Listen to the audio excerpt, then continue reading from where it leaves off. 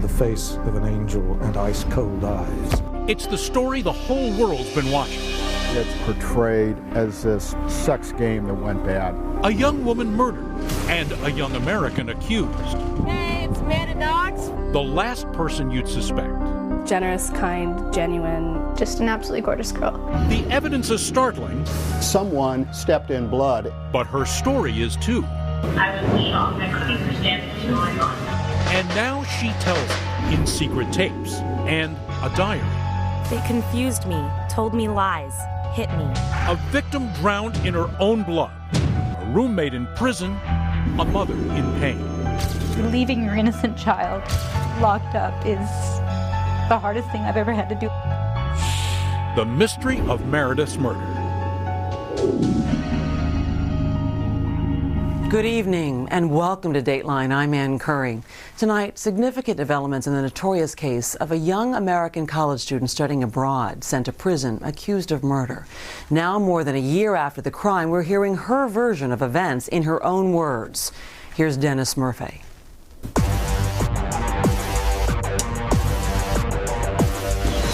This was a gruesome, gruesome murder. He's into knives. He keeps them sharp. Who would commit such a crime? She's been criminalized. She was literally in shock. Girl from Seattle with the face of an angel and ice-cold eyes. She's flanked by Italian police guards whenever she leaves her 15 by 15 foot jail cell. You want to make a statement? Even a year later, photographers still jostle for a picture of the fresh American face at the center of Italy's most sensational murder case. 21-year-old Amanda Knox has declared again and again that she did not murder her university roommate. But if her lawyers can't convince an Italian court of that, she can expect to be sentenced to more than 20 years in prison. Tonight, you'll see chilling, rarely seen crime scene video. The evidence against her, she must explain. You'll meet her parents and feel the steely rage they have for a prosecutor they believe has conducted an outrageous trial by media. You'll hear Amanda in her own words, raw and emotional on leaked audio tape. I was innocent and they were telling me that I was guilty. And a torrent of words from a prison diary, her dreams of someday walking free, and the party she'll throw when she gets back home to Seattle, if she gets back. The story begins here, in the old fortress town of Perugia, Italy.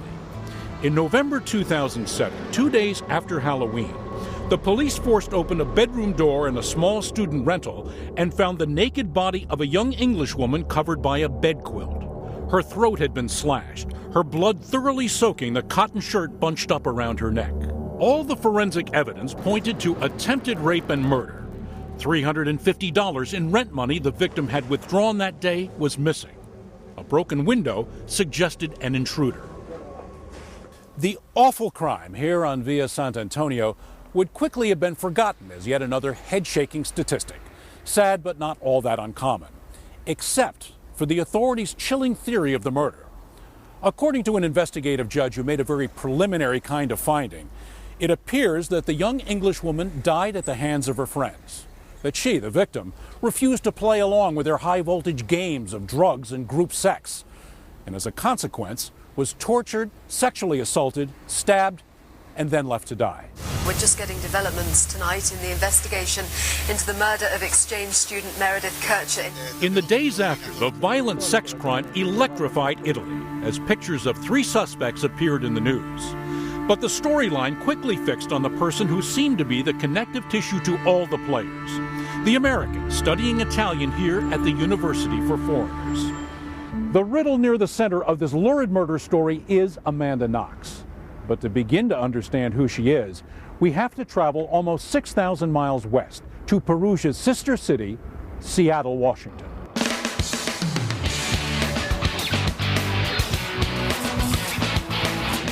In this coffee-mad city, Amanda was the bubbly barista, the latte and cappuccino artiste at this busy espresso bar near the University of Washington. She was in her junior year at the U doing Dean's List level work in German and Italian studies. A delight to her former dorms. What are the key traits you think of? Generous, kind, genuine, optimistic, bubbly. Pretty much all the good words that you can find in a dictionary, she was. Amanda, a welcome presence when you had the flu. She took me over to her house, made me a bath, made me dinner, made me tea, put me to bed. So she's a taking care of you kind of friend. Yeah, absolutely, absolutely. By most accounts here, Amanda was no different than thousands of other young Seattleites growing into adulthood. Outdoorsy, tasting the first freedom of college, first jobs, first serious boyfriends. If there's a downside to her high-spiritedness, her friends reflect that maybe she was naive in her judgment about the new people in her life she was so eager to seek out. Boys, she tended to take in strays. She is a bit trusting and overly optimistic. It's sort of like, why shouldn't I trust this person? To the point her friends have said that they had to warn her to be more careful when it came to strangers. I want to open my eyes to that. No, I want to be a surprise. Amanda was known as a light drinker in her circle, tipsy after only a shot, as this now notorious cell phone video that made its way onto YouTube shows. She wasn't one to smoke a joint or take party drugs, according to her friends. The club scene was alien to her. On August 14, 2007, she was off to Europe, the first great adventure of her life, the first time she was truly on her own. She'd keep the posse back home up to speed on her journey through her webpage blog on MySpace. A final shout-out. Peace out, suckers. Loves Amanda. And she was off. In England, meanwhile, another young student, also a language major, was preparing to leave for university studies in Italy. She was 21-year-old Meredith Kercher, a recent college graduate. Meredith, like Amanda, was going to be living in Perugia, Italy for the next school term. Both young women had to find a place to live. Their paths would meet in a little house with a splendid view over the Umbrian Valley below. Two young women in Italy, expecting the most exciting year of their lives. Coming up, a savage killing shatters the dream. It was described by the investigating judge as a chilling scene. And a beautiful young American will find herself in a world of trouble. When the mystery of Meredith's murder continues.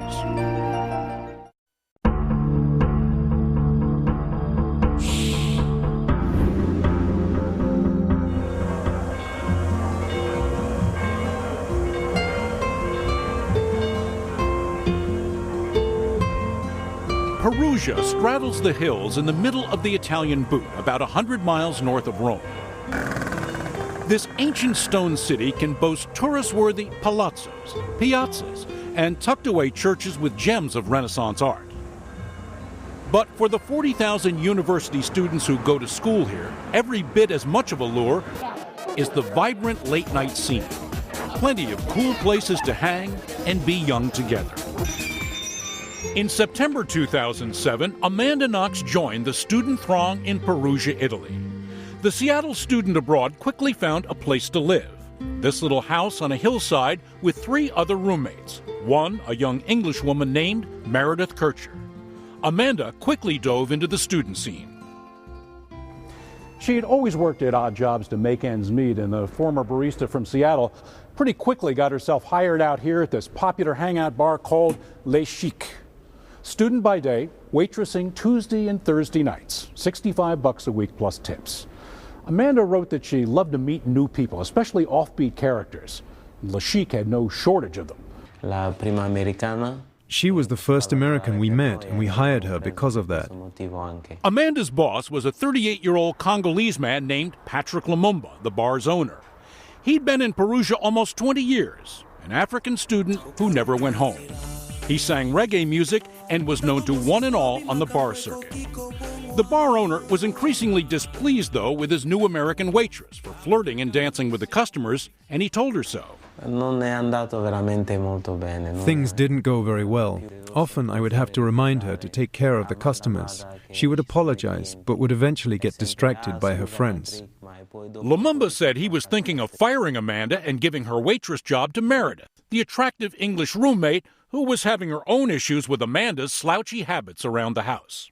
She never picked up, it wouldn't do the chores, never put out the garbage, wouldn't pick up a mop or a bucket or a broom. And more worrying, Sources of Richard Owen, correspondent for the London Times in Italy, told him that Meredith had complained to her British girlfriends about Amanda coming home regularly with strange men, and some of them frightened her. People who Meredith Kercher mistrusted, didn't like the look of. It appears that it got to the point where she confronted Amanda about this. But then, about 3 weeks into her Italian adventure, Amanda found a steady boyfriend in a 23-year-old Italian computer engineering student named Rafaelo Solecito. He was a prominent doctor's son with his own apartment. He collected exotic knives and drove an expensive German car. Clearly not short of cash. And I think is much taken with this bright and breezy, energetic, blonde American girl who immediately takes up with him. Perugia was turning out to be student heaven. Classes, followed by party nights waiting around every bend. Halloween was the next rave up. Rafaelo, the doctor's son, costumed as a ghoulish surgeon with a cleaver, showed up at Lumumba's bar that Halloween night with Amanda, who didn't work on Wednesdays. Meredith, who had her own circle of pals, was bar hopping too. That's Meredith dressed as a vampire with fake blood trickling down her mouth on October 31st. Next to her, a partier wearing the mask made famous in Scream, the student slasher horror series. The prosecutor would later argue that it was significant that Meredith went that night dressed as a vampire. The following day was a solemn Catholic holy day, All Saints' Day. The partied-out students slept off the night before. The other roommates at the rental house had gone home for what would be, in effect, a long weekend. Meredith and Amanda had lunch together at the house. Then Meredith went to visit her English girlfriends for a quiet evening of pizza and a video. One of the friends walked her partway home a little after 9 p.m.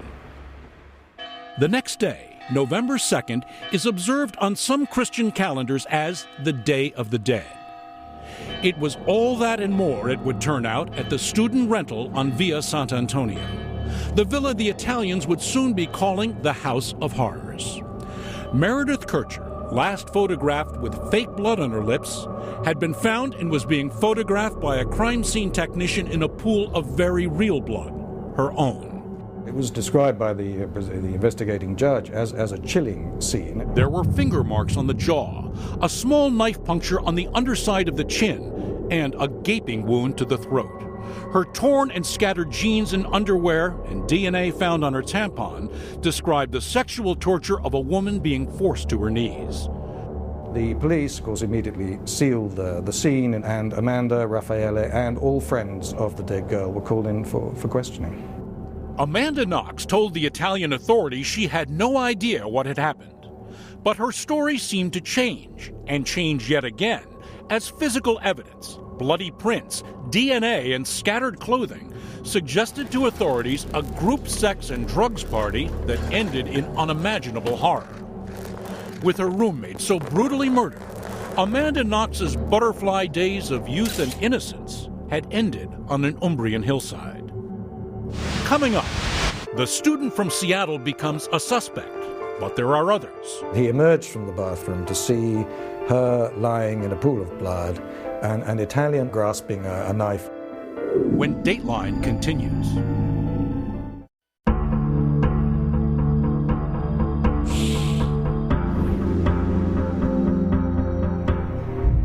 Investigators found that 21-year-old Meredith Kercher had slowly choked to death from a stab wound to her throat. Alive for half an hour or more, lying on her back, drowning in her own blood. Reporter Richard Owen is covering the story for the London Times. The judge's report on this says that she died a slow and agonizing death. The revelation of the murder began a quarter-mile away from the crime scene when a woman found 2 cell phones had been tossed in her garden. Police traced the phones to Meredith Kercher and the student rental, where outside they found Amanda Knox and her boyfriend Rafaelo Solecito. There was no sign of Meredith. The house looked as though it had been broken into. The police then find that Meredith Kercher's bedroom door is locked, and they break it down, and they find her body with her throat cut. Police questioned Amanda. She told them she'd spent Thursday night, November 1st, at Rafaelo's house and returned home about 10:30 the following morning, only to discover a window glass shattered by a rock. She alerted Rafaelo, and he said he phoned the police. But police were skeptical of the couple's story. They say Rafaelo didn't place his 911 call until after they'd already shown up. And that smashed bedroom window, so high above the deeply sloped home site, it telegraphed a staged break-in. Were Amanda and the boyfriend spinning, covering up something big, something awful? That was the story that leaked out of the investigators' notes and onto the evening newscasts. A Perugia, una studentessa inglese di 22 anni. The electrifying story went international as Italian investigators, based on early forensic evidence, theorized that Meredith had most likely been killed because she refused to play along in a group sex game, the victim of people she knew. And after Amanda's name got out, it wasn't long before the media pounced upon her MySpace webpage. Her online nickname was Foxy Knoxy. She'd posted a leggy glam shot of herself, as well as a disturbing short story about a rapist. Was this American beauty capable of murder, as the authorities were hinting? Who was this Foxy? The Italian press called her the girl from Seattle with the face of an angel and ice-cold eyes. Her boyfriend Rafaelo had a webpage too. It featured that photo of him holding a meat cleaver. Who was this perhaps murderous doctor's son? He described himself as Christian, sweet, but sometimes totally crazy. The Italian press couldn't get enough of the two, memorably photographed kissing outside the murder scene. There were fevered reports at the time that Amanda and Rafaelo had the next day been seen nuzzling in a clothing store, buying underwear, and talking about wild sex. Their conversation was clearly overheard by the storekeeper, who took the money at the till and heard them saying this to each other. The day after her flatmate's body has been discovered. This is very odd behavior. Odd, and to authorities, circumstantial evidence for a growing case file. Less than a week after the murder of Meredith Kercher, police arrested Amanda Knox and her boyfriend Rafaelo Solecito. Amanda was grilled about her alibi for the night in question. Her first story is that she was at Rafael's flat and came back the next morning with him to find the body. Within hours, Amanda reportedly cracked, changed her story, and her new version of events was damning.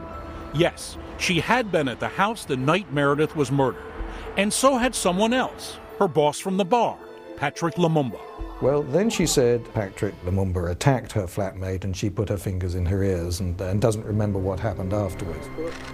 Police arrested Patrick Lumumba, but crime scene technicians were finding no evidentiary trace of him at the murder house, and a customer at his bar gave him a credible alibi. That's when Amanda seemed to change her story again, insisting police had bullied a confession out of her. She admitted to falsely accusing Lumumba of being the killer, and then reverted to her original account, claiming she'd been at Rafaelo's apartment all night and hadn't returned to her student rental till the following morning. But police believe she was lying, that she and Rafaelo Solecito had planned the bloody crime together.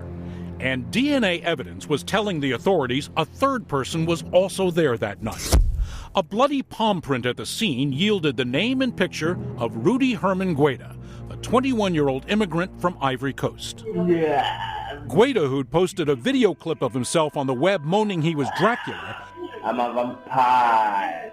I'm Dracula. Was known as a small-time drug dealer. American Zach Nowak, a student tour guide in Perugia, recognized Rudy's face in the news right away.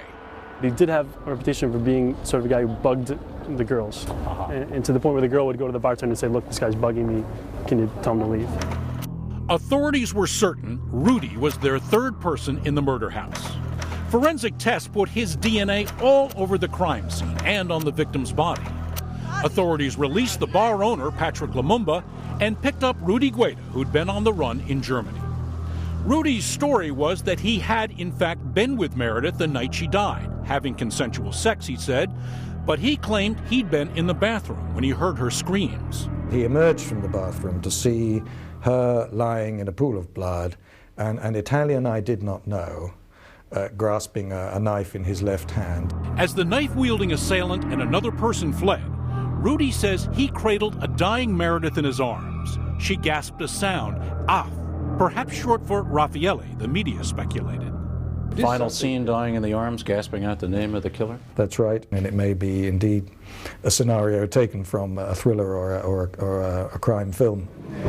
In a series of hearings this year to determine who would stand trial for the murder, lawyers for Amanda and Rafaelo seized on Rudy's hard-to-swallow story, saying it and a mountain of bloody evidence proved that Rudy, and Rudy alone, had murdered Meredith Kercher.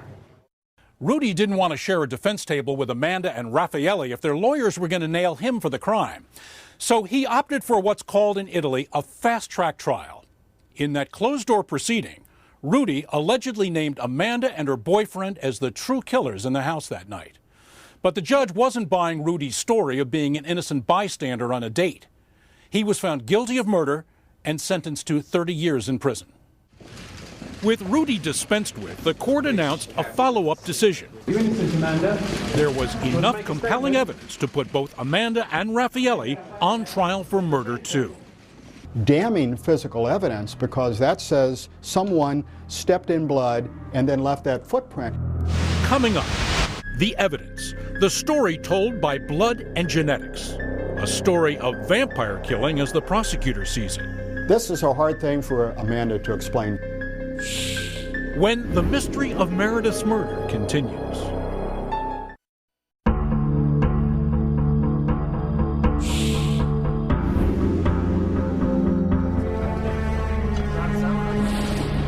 Inside this Perugia courthouse, the Italian prosecutor has outlined a detailed theory as to how English student Meredith Kercher was murdered. The murderous tableau: Rudy Gueda, the street drug dealer, strangling Meredith from behind, sexually assaulting the victim, now on her knees, her clothing torn away. Rafaelo Solecito to the side, pinning the struggling woman. And facing her, taunting her with a kitchen carving knife, Amanda Knox, holding the sharp point beneath Meredith's chin, jabbing, finally slashing through her roommate's throat as she resisted the sex play of three young people stoned out of their minds. Qui entrata e qui l'uscita. All the way through the neck. Sì. The mechanics of the theorized murder, outlined to Dateline a year ago when we visited Rome's National CSI lab, has changed not a bit. Clint Van Zandt, a one-time supervisor in the FBI's Behavioral Science Unit, known informally as the Profilers, is an analyst for NBC News, and he traveled with Dateline to Italy back then to look at the considerable evidence already collected and analyzed. Let's go through the stuff and see if the prosecution's case holds up. Good. Van Zandt, with 25 years of experience at this sort of analysis, was eager to take an updated look at what the Italian investigators had gathered. With Rudy Gueda already tried and convicted, we concentrated on the evidence against Amanda and Solecito, starting with the knife found in the boyfriend's apartment, with Amanda's DNA on the handle and Meredith Kercher's DNA on the tip. On that tip, on that very tip, is evidence that demands an explanation, and we just don't have that. If you're the prosecutor in court, Clint, how much do you talk to the jury about this knife? Oh, you have to show a jury a murder weapon. And here we have the prosecution able to not only say, we think this is the weapon, but here's the DNA of the victim on it. Here's the DNA of somebody who had that knife in their hand, and it's in Solecito's apartment. That's a nice package case for the prosecution.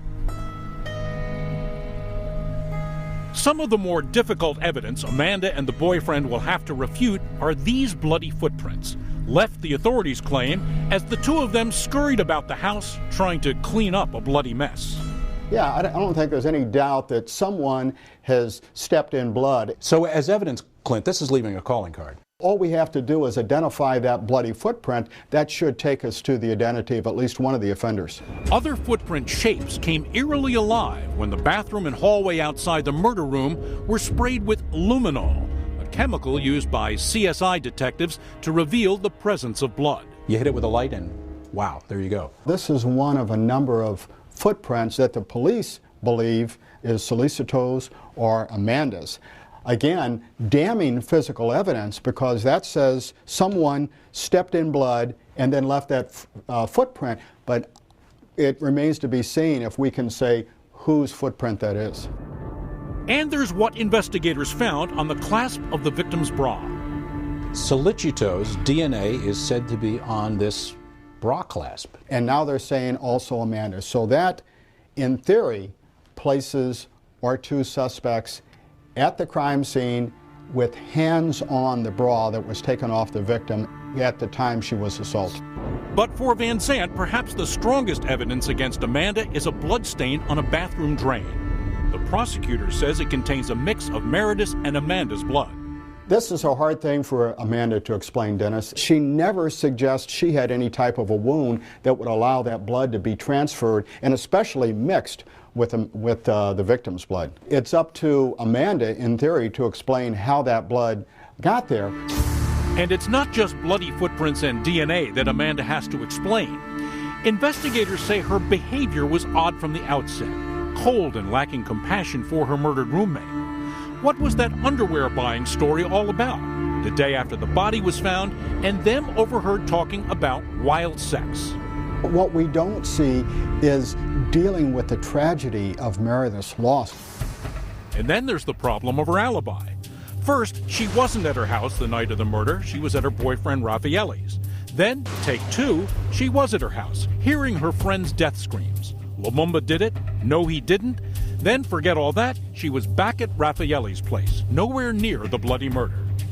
We watched a video, we cooked dinner, smoked some dope, and slept together, and that was it. And there's been so many versions. How do we know this is going to be the last version? That works against her. That's a general presiding problem for Amanda Knox. You've told a lot of stories.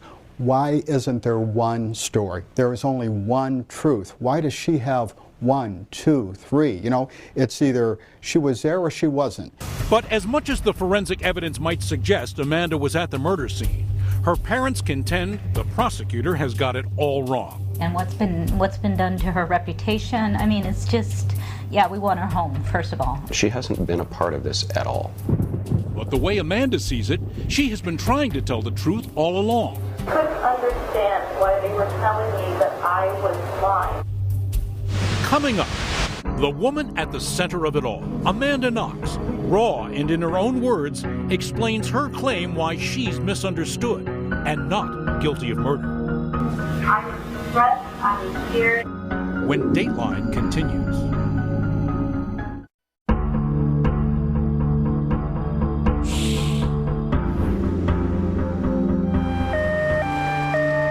Police are concentrating on a window where blood has been found.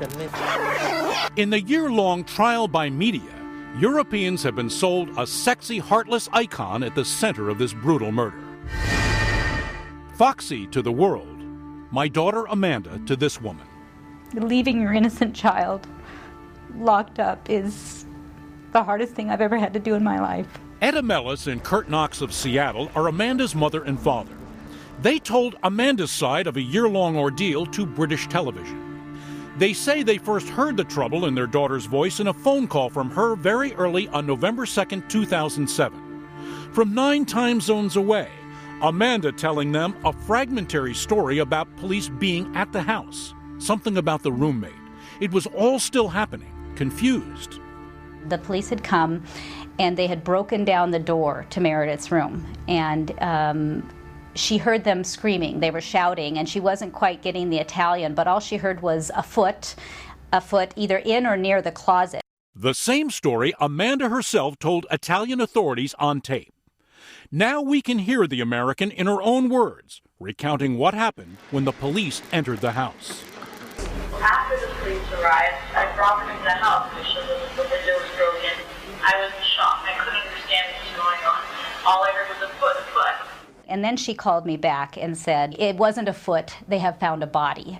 Given how upset they said Amanda was, they wondered why anyone would look at the images of her kissing her boyfriend and see strange, suspicious behavior. Just looking at her face on TV was one in which you could just tell she was literally in shock, you know, just traumatized by the whole situation, and they were trying to comfort each other. I mean, her roommate had just been killed. Amanda's mother and father, divorced for years, have become their daughter's unofficial defense team in her trial by media. Counseled by lawyers, a former judge, and PR specialists, they've argued their daughter's innocence on national television. There is zero evidence to connect her to this homicide. On Today, a former Seattle prosecutor and trial lawyer working with the Knox family ridiculed the police work at the crime scene. Thou shalt not destroy evidence at a scene, and it appears to be the case here. Her parents' complaints about the evidence are essentially what her criminal defense lawyer will argue in the Italian courtroom. Take, for instance, the young couple's lingerie buying trip, the "we'll have wild sex" comment allegedly overheard by a shopkeeper. Not frillies counter the parents, just cheap cotton underwear. You are dealing with a crime scene. She has the clothes on her back, and she has no access to any of their clothes. It is not a lingerie store. It happened to have a bin of underwear. To her parents, the prosecutor and investigators have been heartless, feeding one juicy morsel after another to a voracious tabloid press. Everything I read or see on TV, I no longer believe, because I know what they did to Amanda and what they have said in print media, all kinds of media have said about her is totally false. So you wonder how much out there is really true. Case in point, Amanda's alleged confession about being at the house and hearing Meredith's screams. It's an account, say the parents, all but waterboarded out of a terrified young woman, not fluent in Italian and not represented by a lawyer. This is Amanda's version of that encounter with police. Police are telling me that we know you're at our house, we know you left the house. I couldn't understand why they were telling me that I was lying. She was interrogated, depending on the reports, anywhere from 9 to 14 hours, terrified, being told by the police to come up with possibilities or possible scenarios. I was stressed, I was scared, it was after long hours, it was in the middle of the night, I was innocent, and they were telling me that I was guilty. And as for the carving knife found at Solecito's apartment, the one said to have Amanda's DNA on the handle and Meredith's DNA on the tip. There's absolutely no issue as far as the DNA on the handle of the knife. It is Amanda's. It was found at Rafael's house in the drawer where the knives are that you use to cut things in the kitchen.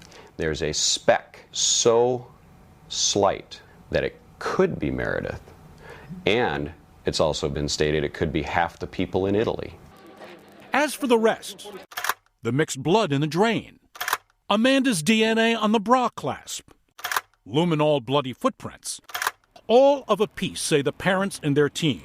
A crime scene contaminated by careless police work. It is a standard argument in so many criminal trials. The evidence gathering was flawed. Clint Van Zandt examined the remarkable crime scene video taken just hours after the body of Meredith Kercher was discovered. He, for one, thinks the video may play an important role in Amanda's defense. You see places in the video where the people processing the crime scene, they don't have hairnets on. You see places where there's evidence that appears it should have been seized and it wasn't. So it may have been good evidence, but it's compromised? It could be, and that would be my position as the defense, saying, yeah, that's evidence, but of what? Sloppy police work, maybe? The anger Amanda's family feels toward the press is mild for the contempt it has for her prosecutor. His name is Giuliano Mignini, and the Knox camp in Seattle accuses him of seeing satanic conspiracies behind the most explainable of crimes. They condemn him for the selective leaks that made their way into the media. The prosecutor Mignini has surprised even people who think he has a reasonable case by asserting, as he's done in court, that the blueprint for Meredith's murder can be found in a grisly Japanese comic book discovered among Solecito's possessions. In it, female vampires are killed in gory fashion. The corpses left not unlike Meredith's. Every jury, every judge wants to know motive. But the prosecution, to me, this is almost a bridge too far, the theory. But he has to explain it, Dennis. He has to tell a jury how could these otherwise normal young people participate in this terrible crime. As for Amanda, she can't remember it all, but vampire killing had nothing to do with that night. Coming up, a simple plea from behind prison walls. I didn't do it. They actually confused me, told me lies, hit me. A prison diary, rife with secrets, lies, betrayals. When the mystery of Meredith's murder continues.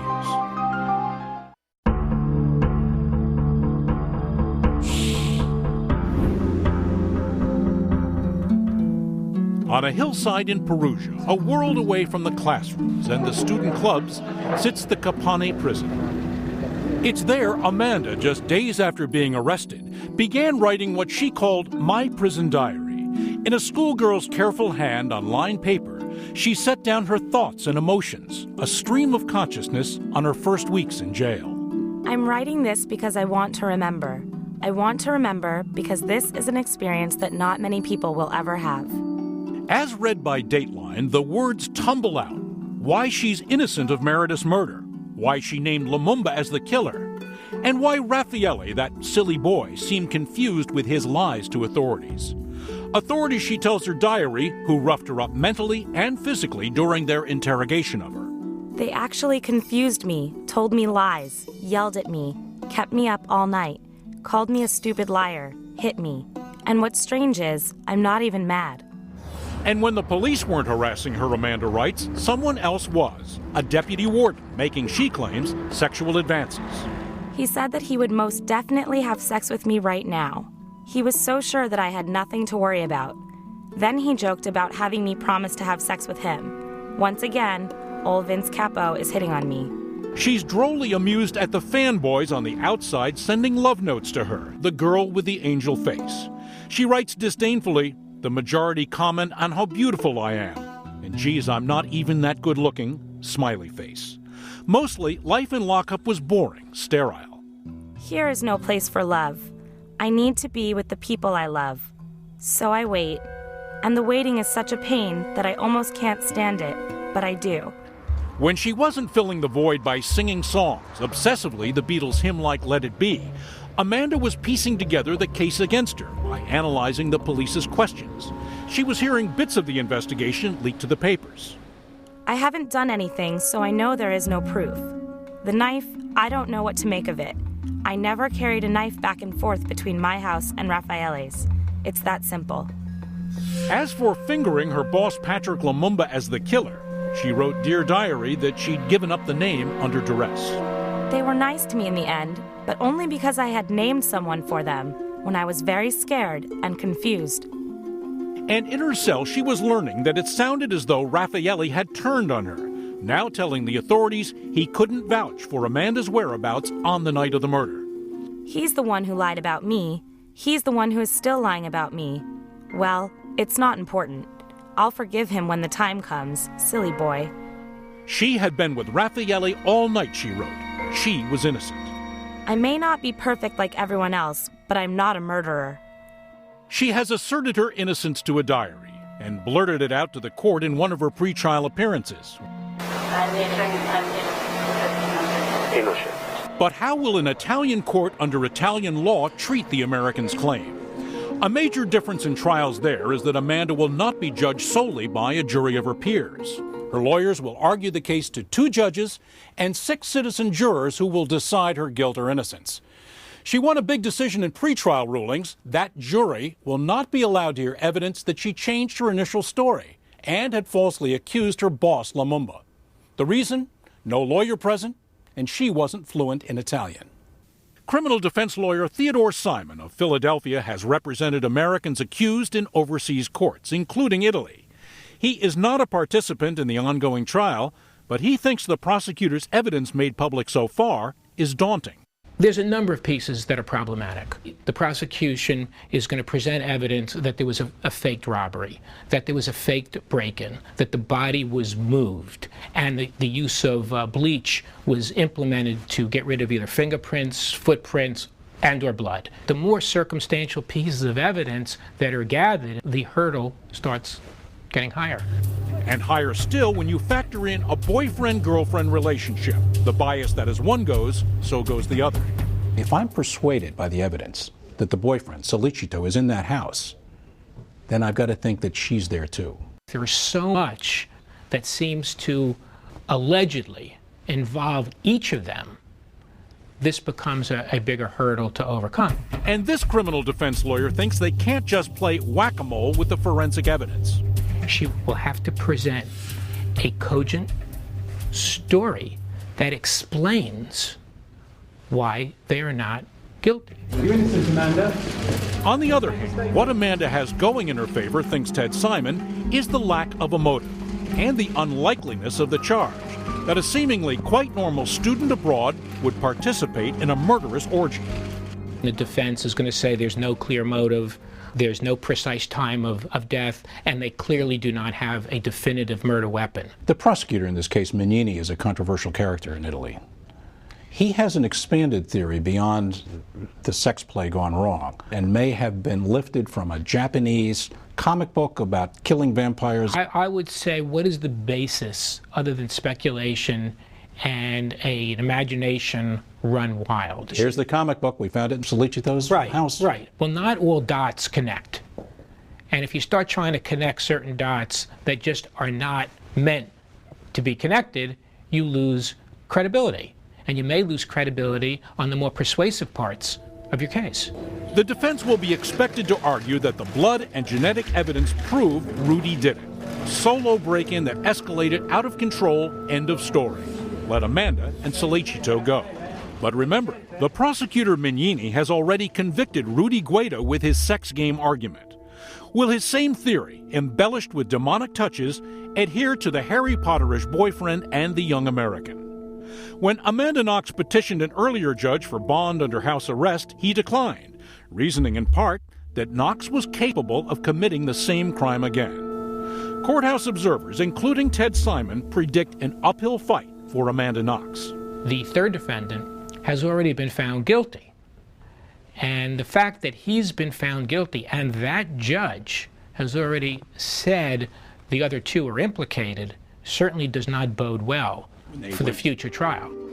In her diary, Amanda once wrote, "I don't want to be sad or traumatized. I want to be happy. I want to be me, free, singing, jumping, dancing, laughing."